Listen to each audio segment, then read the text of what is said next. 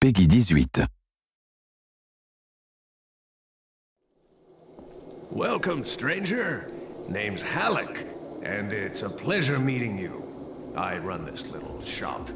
Got enough supplies here to keep you alive and fighting. Rage, at its core, is a first-person shooter. These other elements like racing and vehicle combat, they're additive to the experience. But it's important not to get confused by really what we do. We're id, we make first-person games. You know, when you pick up the shotgun and you shoot a bad guy, you know what to expect.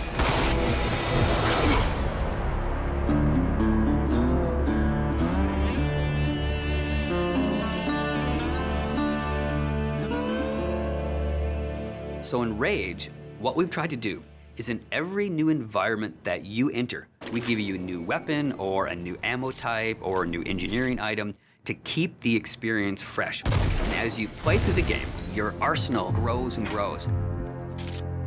It's a few different elements that really make a weapon good or satisfying. When you hit the fire button, it needs to do something on the other end. And that's where you get the feedback from blowing a head off or seeing a cool death animation. You know, I've always loved shotguns in all of the id games especially. I think if we didn't have a shotgun, a lot of fans would be upset. But the crossbow, because it's so different and so new, it's almost like this utility weapon. My favorite weapon in Rage is the wing stick. Let me guess. You want to know how to throw a wing stick. The wing stick is an offhand, instant throw weapon.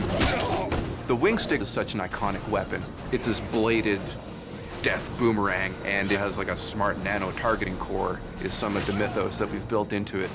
And if you time it right, you can chop the heads off the mutants with it.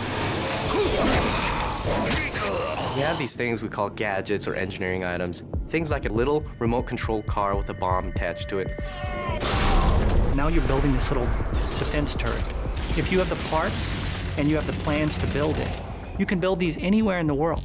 So now you're running around, you're firing, and instead of just tossing a grate or just throwing the wing stick, you're tossing down a little defense turret. When we have other more complex engineering items, as you progress through the game, things like sentry bots that are automated robots that shoot all your enemies for you. If you utilize some of the other gadgetry items, you can make it a thinking man's game. But it doesn't stray too far from our core mechanics. It's one button. It all follows the same principle. I pay nicely for quality goods. There is an economy, and when people first think about the economy, they think RPG. But the economy is really your tool to manipulate how you want to play the game. It really is this player choice mechanic.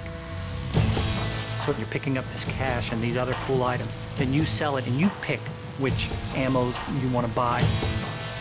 When you get these new things, you'll want to try it out. And when you do, you learn how that impacts you as the player and how you want to approach a situation. But at every step of the way, we never want the inventory to get in the way. It's there for a reason, it always has a purpose, but we still want to stay true to that kind of action. The world in Rage is about survival and all the elements that the player will need to succeed in surviving. It's up to them how they want to use those gadgets, weapons, and ammo types. Along with the action shooter experience role that we intend for the player to take, we create these different options in the gameplay when you get into an area with all these various implements of death. Or, you know, you may not want to have any strategy. You just may want to kick in the door, pull out your big shotgun, and start blasting away at the bad guys. We really give players the opportunity to engage the enemy AI in the way that's best for them. And we feel that that adds a lot of life and replayability to the game.